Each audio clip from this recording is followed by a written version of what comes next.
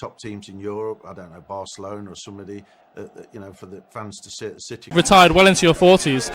Peter Shilton was one of England's greatest goalkeepers, and the record shows it. He won 125 caps for his country. No England player has ever played more. He made more than 1,300 competitive appearances across a career that lasted over 3 decades. He won league titles. He won 2 European Cups in a row. For years, he was seen as the most disciplined and reliable keeper in the country. But the full story of Peter Shilton is not just a story about saves and trophies. It is also a story about mistakes he could not undo, judgments he made about other people while ignoring his own faults, and a private habit he hid from almost everyone for 45 years. That habit was gambling, and it cost him millions of pounds. It strained his marriages. It helped end his career in management. For a long time, the public only saw the calm, disciplined goalkeeper. They did not see the man losing control away from the pitch. This is the story of both sides of Peter Shilton. The keeper who demanded so much of everyone else, and the man who struggled for decades to demand the same honesty from himself. Few players in any sport managed to stay at the very top of their profession for as long as Shilton did. He was still playing top-level football into his 40s, an age when most goalkeepers have long since retired. That longevity was not an accident. It came from an obsessive attention to fitness, technique, and preparation that few of his contemporaries could match. For much of his career, that reputation for discipline was treated as the defining fact about him. It is easy to understand why. On the pitch, he looked like a man in complete control of every situation. What the public could not see was that the same man was, at times, completely unable to control a very different part of his life. Shilton's career began at Leicester City in the mid-1960s. Goalkeeping back then was nothing like it is today. There were no specialist coaches for keepers. Shilton had to teach himself. He trained in mud that sometimes rose over his ankles. He wore simple string gloves with none of the grip that modern gloves provide. He built his own exercises to fix the mistakes he made in matches, testing himself again and again until his technique improved. That self-discipline paid off. He competed for years with Ray Clements for the England jersey, a rivalry that pushed both men to work harder. In the early 1980s, Mike Kelly became his first proper goalkeeping coach, refining skills Shilton had spent years building on his own. By any measure, his path to the top was built on hard work, not luck. It is worth sitting with that early period for a moment, because it explains so much about how Shilton later saw himself. Goalkeeping in the 1960s was treated almost as an afterthought by many clubs. There was no science to it, no dedicated coaching staff, no video analysis. A young keeper was largely left to work things out for himself. Shilton took that gap and turned it into an advantage. He designed drills to sharpen his reflexes. He studied his own mistakes after matches and built exercises specifically to correct them. That habit of relentless self-examination on the pitch is part of why he became so good. It is also, in a strange way, part of why his gambling addiction was able to hide in plain sight for so long. A man that disciplined about his profession did not look like a man who could be losing control of anything. This discipline is important to understand because it explains why so many people found it hard to believe that Shilton was also living a hidden second life. In public, he was the model professional. Away from the cameras, his gambling was growing into something serious. Shilton has said himself that he convinced himself his professional discipline made him a good gambler too. He believed that because he trained hard and prepared carefully for matches, he could apply that same care to betting. He was wrong. Few people around him realized how deep the problem had become because he kept it hidden. People knew he liked to bet. Almost nobody knew it had become an addiction that would last 45 years. Think about what that means in practice. For 45 years, Shilton was living 2 separate lives at once. In one life, he was a professional athlete admired across the country for his work ethic and reliability. In the other, he was placing bets he could not really afford, chasing losses, and telling himself he had things under control when he clearly did not. The gap between those 2 lives is the real center of this story. It is not simply that Shilton had a gambling problem. It is that his public image of discipline became the very thing that let the problem grow unchecked for so long. Nobody was watching closely for a crisis, because everything about him suggested there could not be one. The gambling did not start as a crisis. It started small, almost unnoticed, back when Shilton was a teenager at Leicester City. Young footballers around him placed casual bets on horse racing. It was treated as normal, a bit of fun between training sessions. Nobody saw any danger in it. Shilton was no different from many of his teammates in those early years. But as his wages grew and his fame grew with them, the size of his bets grew too. At Stoke City, then at Nottingham Forest, and later at Southampton, Shilton was placing far larger sums on horse racing.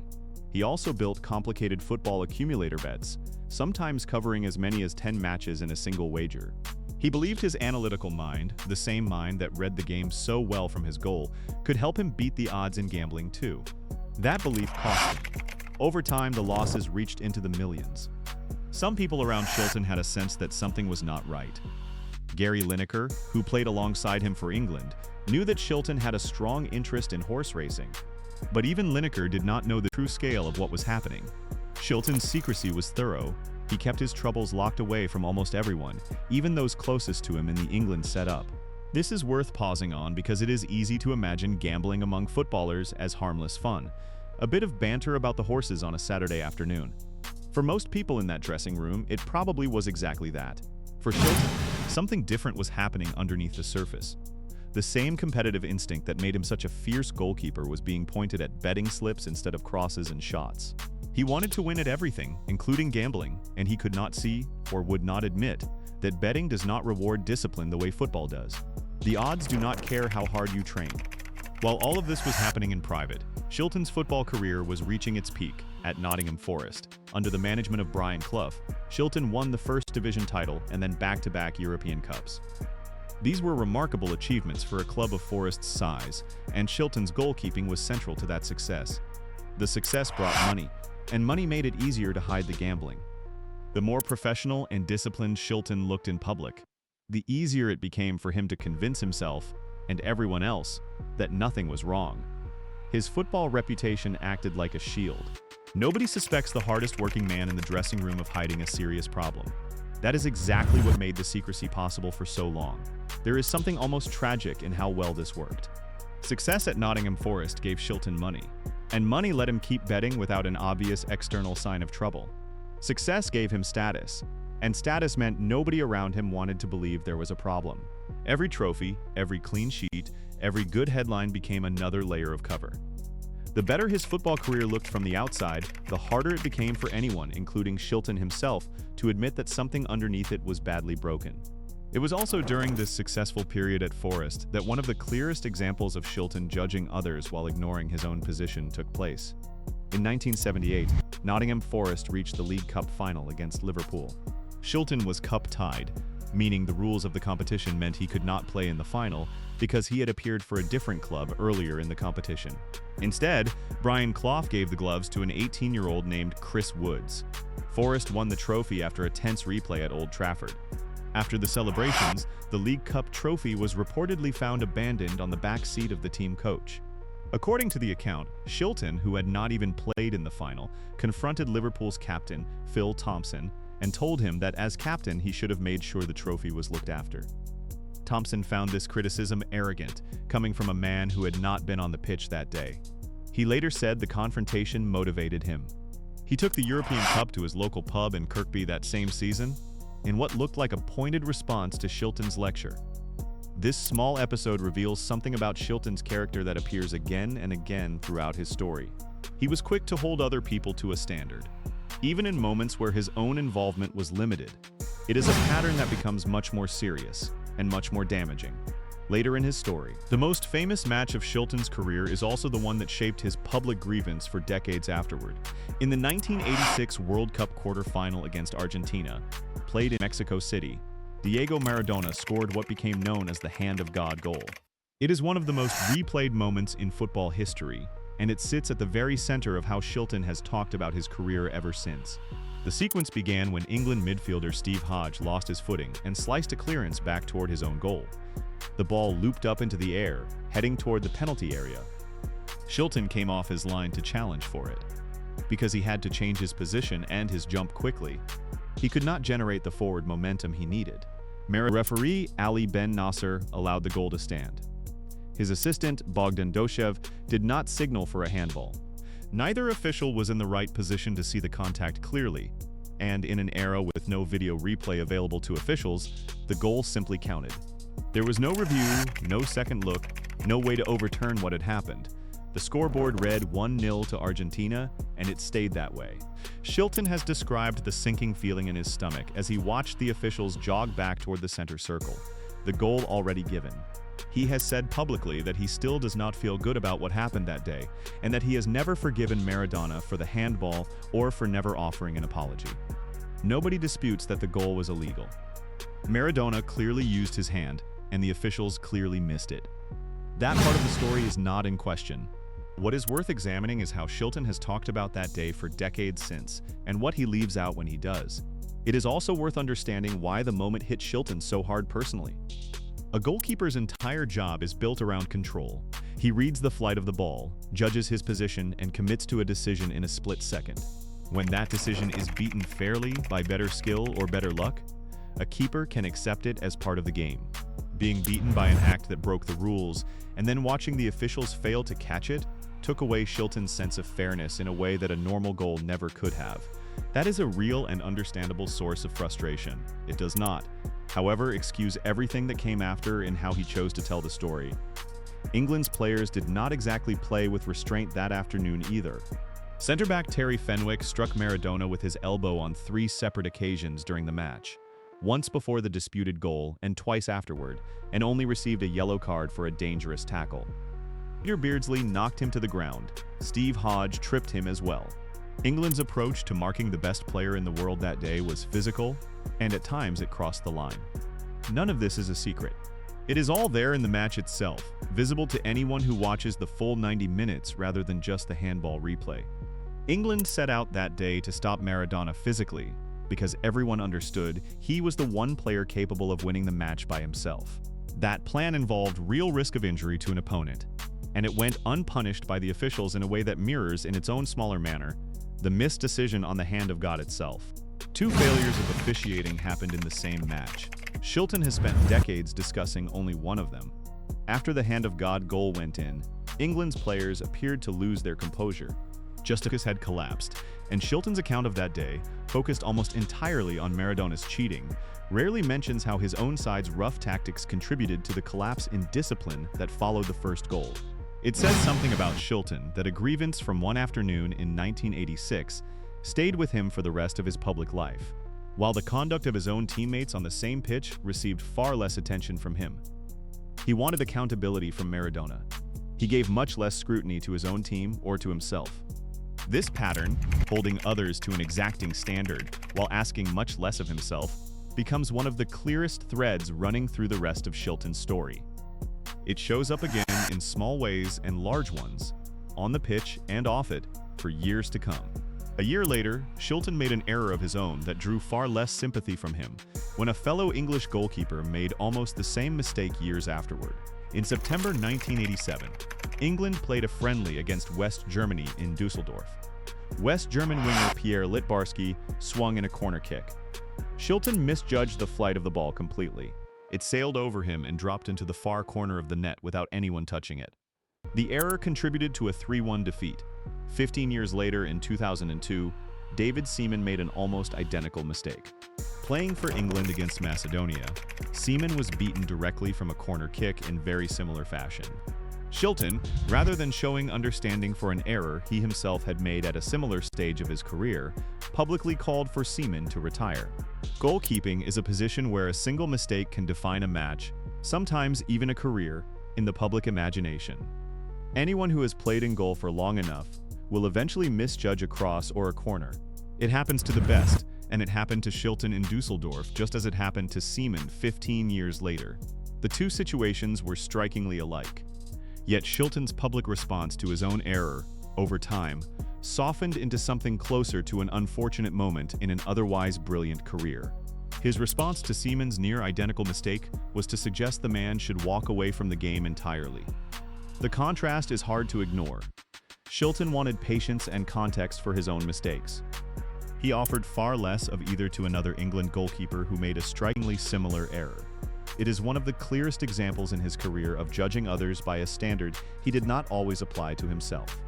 By the time of the 1990 World Cup in Italy, Shilton was 40 years old, playing in what would be his final tournament for England. In the semi-final against West Germany in Turin, Andreas Brehme struck a free kick that deflected sharply off defender Paul Parker, who had turned his back to protect himself from the impact. The deflection sent the ball looping high over Shilton, who could not adjust his footing quickly enough to reach it. The match finished 1-1 after normal time and went to penalties. Shilton did not save a single German penalty in that shootout. His method was to wait a fraction of a second after the ball was struck, hoping to read its direction before committing to a dive. In theory, this made sense. In practice, at 40 years old, he no longer had the speed to reach the ball even when he guessed the right way. German striker Karl-Heinz Riedel said afterward that Shilton was not the quickest goalkeeper, and that placing the ball into the corner made it fairly simple to score against him. England lost the shootout 4-3, and their World Cup dream ended. There is something worth noting in how Shilton approached that shootout. His method of waiting to react rather than committing early was a reasonable idea for a younger, faster version of himself. Waiting even a fraction of a second longer gives a goalkeeper better information about where the ball is going. The problem is that information only helps if you still have the physical speed left to act on it. At 40 years old, after 90 long minutes plus extra time in the heat of an Italian summer, Shilton simply did not have that speed anymore. He trusted a plan built for a younger man's body, and his body could no longer deliver on it. It is a small but telling example of a man who trusted his own preparation and thinking so completely that he struggled to adjust once his physical gifts had faded. Just 3 days later came the match that closed Shilton's international career. And it closed on a difficult note entirely of his own making. England played Italy in the third-place playoff. According to reports at the time, manager Bobby Robson wanted to give both of his backup goalkeepers, Dave Beasant and Chris Woods, a half each in the match, since it carried no real stakes for the tournament. Shilton reportedly objected strongly. He wanted to play the entire match himself, because doing so would give him his 125th cap for England, a milestone he clearly valued highly. It is easy to understand why that number mattered to him. Caps are the clearest measure of a career spent representing your country, and reaching a milestone like 125 is a genuine achievement that few players will ever come close to matching. But a third-place playoff match, played the day after the real disappointment of an eliminated semi-final, is exactly the kind of low-stakes fixture where handing minutes to younger goalkeepers makes obvious sense. Shilton had nothing left to prove in that match, and Beasant and Woods had a rare chance to gain valuable experience on the biggest stage in the sport. He got his wish and played the full 90 minutes. He looked tired and slow for much of the match. Late in the game, Roberto Baggio challenged him inside the penalty area. Shilton hesitated over what to do with the ball, and Baggio dispossessed him easily before scoring. England lost 2-1. Shilton's remarkable international career, 125 caps in total, ended not with a dignified farewell, but with a costly mistake that came directly after he insisted on playing when younger goalkeepers might reasonably have taken his place. It is a small story in football terms. A meaningless match in a tournament England had already exited in disappointing fashion, but it tells us something important about Shilton. Given a choice between his own personal milestone and the good of the wider squad, he chose the milestone, and the result cost his team a share of the shame that came with the manner of the defeat. After retiring from playing, Shilton set out to build a career in management, taking the player-manager role at Plymouth Argyle in 1992. His 3.5 years at the club began with real promise. He built an attacking team that supporters enjoyed watching, and for a while it looked as though he might build a serious reputation as a manager. That promise did not last. One of his most damaging decisions as a manager was the signing of centre-back Peter Swan from Port Vale for a club record fee of £350,000. Swan quickly became deeply unpopular with both the squad and the supporters. His performances were poor, and the size of the transfer fee placed a heavy financial burden on a club of Plymouth's modest size. The decision badly damaged Shilton's reputation as a judge of playing talent. For a club the size of Plymouth Argyle, £350,000 was an enormous commitment, a record fee that was supposed to strengthen the promotion push Shilton had been building toward. Instead, it became a symbol of poor judgment at exactly the moment when Shilton needed supporters and directors to trust his decision-making. A manager who gets a big signing wrong can usually recover if the rest of his work is sound. Shilton did not have that cushion because far more serious problems were building at the same time. hidden from the people watching the football. Behind the scenes, something far more damaging was happening. Shilton's gambling debts continued to grow throughout his time at Plymouth, and his focus on running the club weakened as a result.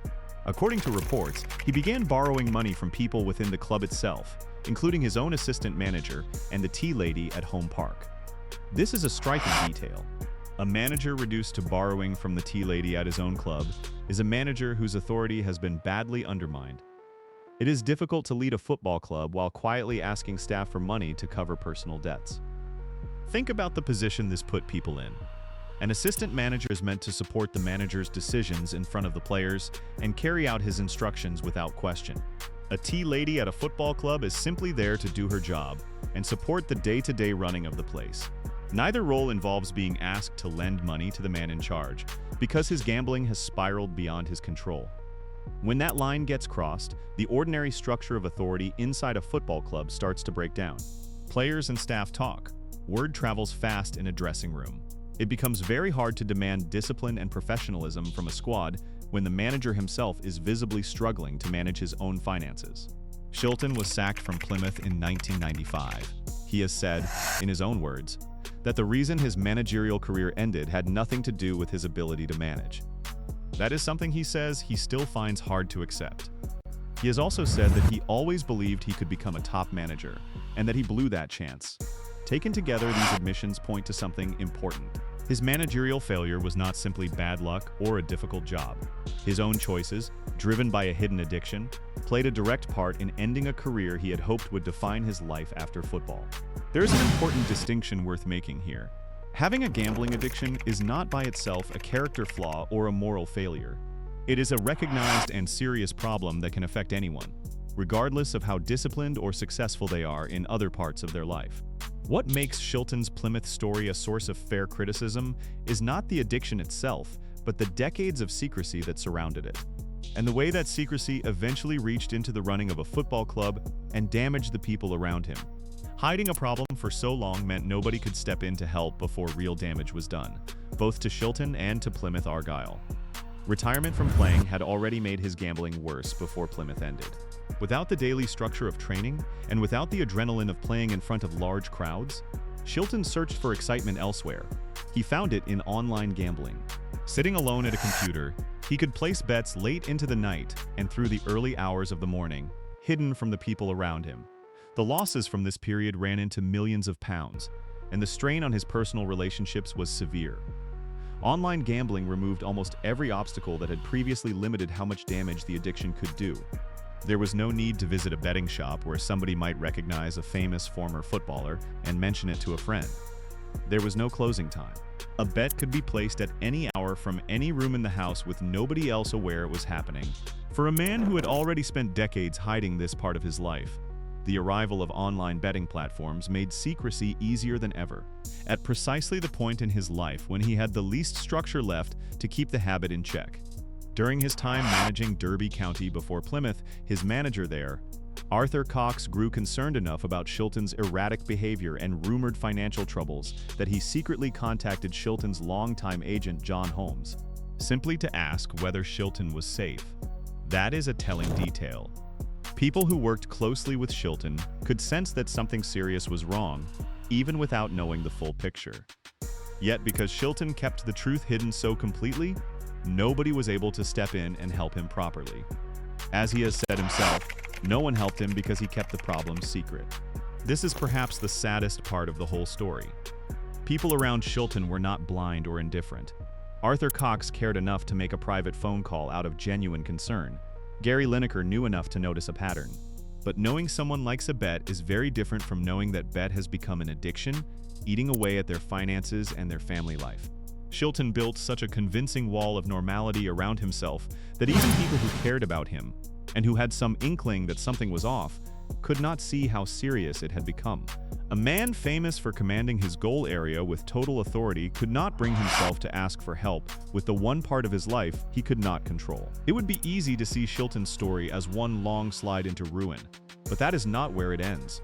His recovery began after he met his second wife, Steph, who worked as an NHS manager and as a therapist. Steph recognized the full scale of what the addiction had done to Shilton, physically, mentally, and financially. With her support, he was finally able to stop gambling after 45 years. Together, they wrote a book called Saved, Overcoming a 45-Year Gambling Addiction. Shilton has said that writing it required real soul-searching and real bravery to put such painful memories into print for the world to read. That honesty matters. Plenty of people spend a lifetime hiding a problem like this and never speak about it publicly at all. Writing a book like that means revisiting the worst decisions of your life on purpose, in detail, knowing the whole world will read about them. It would have been far easier for Shilton to stay quiet, to let his football record speak for itself and leave the gambling story untold. He chose instead to put his name to an honest account of what happened, including the parts that reflect badly on him. That choice deserves real credit, even while the years of secrecy that came before it deserve real criticism. Since recovering, Shilton has become an active campaigner against the growing presence of gambling in football. He has raised concerns about betting advertisements around the game, about betting companies appearing on team shirts, and about the effect all of this exposure has on children who grow up watching football. He has warned that modern smartphones have effectively placed a casino in the pocket of every young person who owns one. He has worked with organizations including Gambling with Lives and The Big Step, campaigning for stronger government regulation. He has argued that any football club that depends on betting companies simply to survive financially is following a poor and unsustainable business model. This advocacy work carries a particular weight coming from Shilton specifically. He is not a campaigner speaking from the outside about a problem he has only observed in others. He lived inside that problem for 45 years, and he understands from direct experience how gambling can hide behind a normal, even admirable public life. When he warns that smartphones have put a casino in every young person's pocket, he is describing the same kind of easy hidden access that made his own online betting so much harder to control in his later years. His voice carries the weight of someone who has seen the damage up close from both sides of the addiction. So how should we judge Peter Shilton taking the whole picture together? His football record speaks for itself. 125 England caps remains a record that nobody has come close to matching. His trophies at Nottingham Forest were real and well-earned. His self-taught discipline as a young goalkeeper, training in ankle-deep mud with basic string gloves, built the foundation for one of the longest and most successful careers English football has ever seen. But that same discipline, and the reputation it built, gave Shilton cover to hide a serious addiction for 45 years. It let him convince himself, and much of the football world around him, that he had everything under control when he clearly did not. It contributed to the collapse of his managerial ambitions at Plymouth, where he ended up borrowing from his own staff to cover gambling debts. It shaped the way he told the story of the hand of God for decades, focusing on Maradona's dishonesty while saying far less about his own team's rough tactics that day. It shaped his reaction to David Seaman's mistake, where he showed little of the understanding he clearly wanted for his own errors. And it shaped his insistence on playing the full 90 minutes against Italy in 1990. A personal milestone chased at the expense of his team's dignity in a match that did not need to end that way. None of this erases what Shilton achieved on the pitch, but his achievements do not erase the years of secrecy, the damaged relationships, the lost management career, or the pattern of holding other people to standards he struggled to meet himself. Football fans naturally want their heroes to be simple. We want the great goalkeeper to just be a great goalkeeper, a figure defined entirely by clean sheets and trophies, free of any complication once the final whistle blows. Real people rarely fit that neat picture, and Shilton fits it less than most. His life shows how success in one area can mask serious struggles in another, sometimes for so long that even the people closest to him could not see the full truth. He is a man capable of extraordinary focus and discipline in one part of his life, while struggling for decades to bring any of that same discipline to another part entirely. He is a man who could demand fairness and accountability from Maradona, from David Seaman, and from his own teammates, while taking a very long time to demand the same thing from himself. What may be most valuable now is not the goalkeeping record at all, but Shilton's willingness, late in life, to talk openly about the mistakes he spent so long hiding.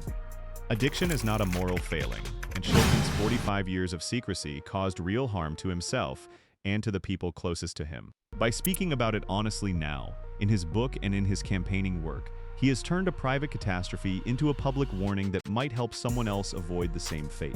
Peter Shilton was one of the greatest goalkeepers England has ever produced. He was also a man who spent decades hiding a serious problem behind a reputation for discipline and control. Both of these things are true, and understanding his career means holding on to both of them at once. His story is a reminder that a public record, however impressive, only ever tells part of a person's life, and that the fullest, fairest account of any career has to include the parts that never made the highlight reels. 125 England caps, 2 European Cup winners' medals, and well over 1,000 competitive appearances describe a remarkable footballer by any standard. They say nothing about the private battle that ran alongside every one of those achievements, largely unseen, for 45 years. It took the intervention of someone who truly understood him, and a great deal of personal courage, for that long private battle to finally come fully into the light. His greatest save in the end may be the honesty he finally offers now, because it could help someone else avoid making the same mistakes he did.